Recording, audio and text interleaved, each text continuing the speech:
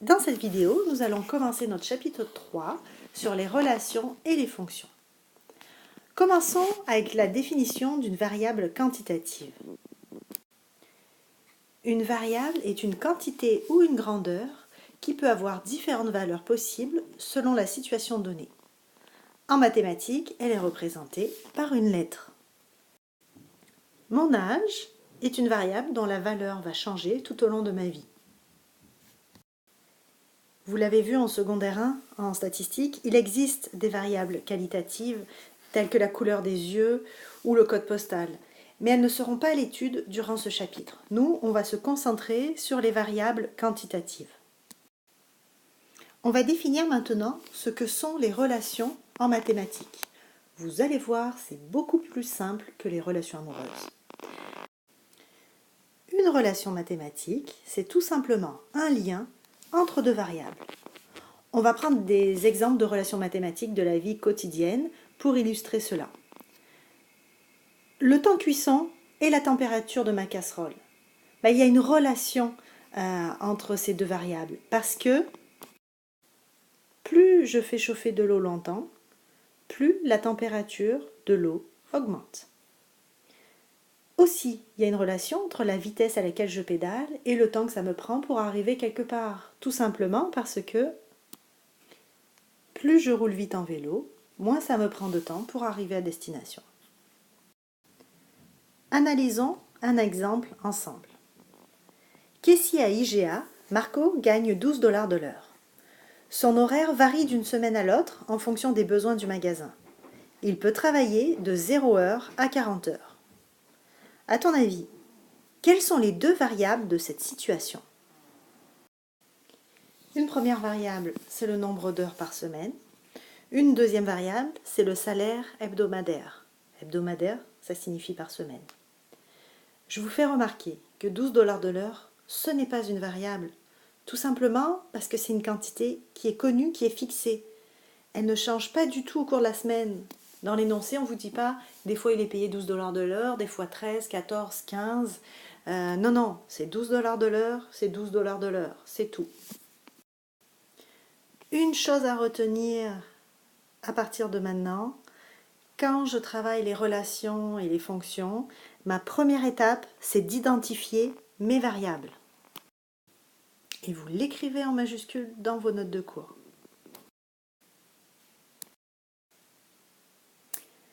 On va parler maintenant de variables indépendantes et de variables dépendantes. Alors, dans les relations dont on vient de parler, où il y a deux variables, il y en a une qui va être la variable dépendante, et c'est celle qui est déterminée ou influencée par la variable indépendante.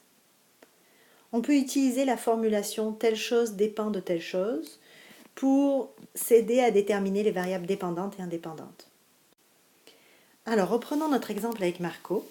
Il va falloir que vous déterminiez la variable indépendante et la variable dépendante. Pour vous aider, vous avez deux phrases que vous pouvez compléter. La première phrase, c'est quelque chose dépend de quelque chose. Le sujet du verbe dépendre, ça sera évidemment la variable dépendante. Le complément, ça sera la variable indépendante.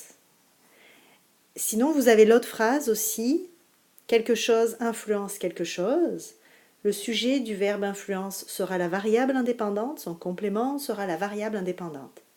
Alors placez dans une des deux phrases la variable le salaire et la variable le nombre d'heures. On a donc effectivement le salaire qui dépend des heures travaillées ou bien le nombre d'heures qui influence le salaire hebdomadaire.